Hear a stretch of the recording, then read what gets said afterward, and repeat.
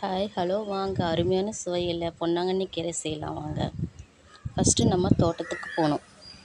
போய் அங்கே இருக்கிற ஃப்ரெஷ்ஷான கீரையை நம்ம பறித்து எடுத்துகிட்டு வரலாம் வாங்க. நல்லா பூச்சி இல்லாத கீரையை நம்ம பார்த்து பறிக்கணும். இது வீட்டில் வளர்க்குறதுனால கொஞ்சம் பூச்சி இருக்கதாங்க செய்யும். ஆனால் ஆரோக்கியமானதுங்க. எந்த கெமிக்கலும் எந்த மருந்தும் போடாமல் தானாக இயற்கை கொடுத்த கீரையை வச்சு நம்ம இப்போ செய்ய போகிறோங்க வாங்க. அதை ஃபஸ்ட்டு நம்ம க்ளீன் பண்ணி வச்சுக்கணும். பூச்சி இல்லாத கீரையை நம்ம க்ளீன் பண்ணி தனியாக எடுத்து ஒரு பாத்திரத்தில் வச்சுக்கோங்க. ஒரு பாத்திரத்தில் உப்பு, மஞ்சத்தூள் இதை போட்டு தண்ணி ஊற்றி அதுக்கப்புறம் நல்லா வாஷ் பண்ணுங்கள். ஒரு 15 நிமிஷம் இதை ஊற விடுங்க. அப்படியே ஊற விட்ட பிறகு மறுபடியும் சாதா தண்ணி எடுத்து 2 முறை நல்லா அலசுங்க. அலசிட்டு எடுத்து சின்ன சின்ன பொடிசாக நறுக்கி வைங்க. அப்போ தாங்க அது ரொம்ப டேஸ்ட்டாக இருக்குங்க. சரி வாங்க போகலாம். இது எப்படி செய்யலான்னு சொல்லிவிட்டு வெங்காயம் ஒரு அரை வெங்காயம் இருந்தால் கூட போதுங்க. கடலப்பருப்பு, காஞ்ச மிளகாய், தேங்காய்.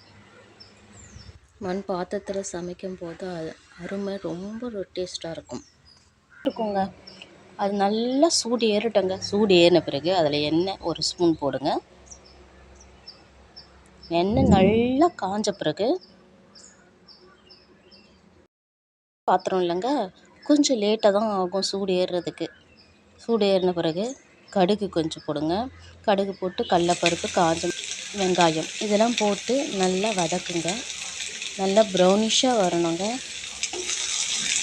நல்லா வதக்கி விடும்போது அது நல்லா சமமாக எல்லா பக்கத்துக்கும் போகுங்க. நல்லா வதக்கி விட்டுட்டு கொஞ்சம் கொஞ்சமாக கீரை எடுத்து போடுங்க.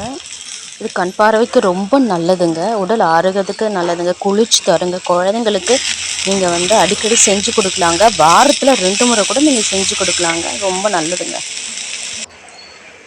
நல்லா கலரி விடுங்க. இந்த கீரைக்கு தேவையான உப்பு நம்ம போடலாம் வாங்க.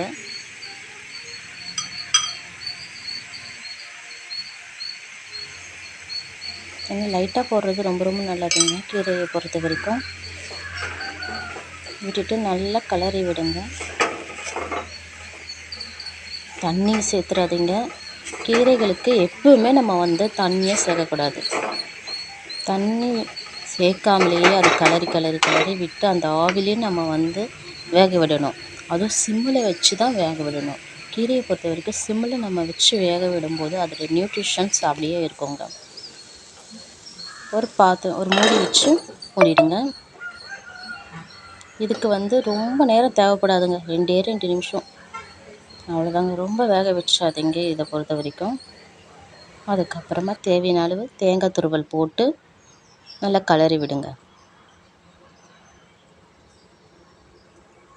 தேங்காய் துருவல் ரொம்ப ரொம்ப ரொம்ப ஒரு நல்லதுங்க. தேங்காய் போடுறதுனால டேஸ்ட்டும் அதிகமாக இருக்கும். மறுபடியும் மூடி வச்சு ஒரு அரை செகண்ட் மூடி வச்சு எடுத்துருங்க.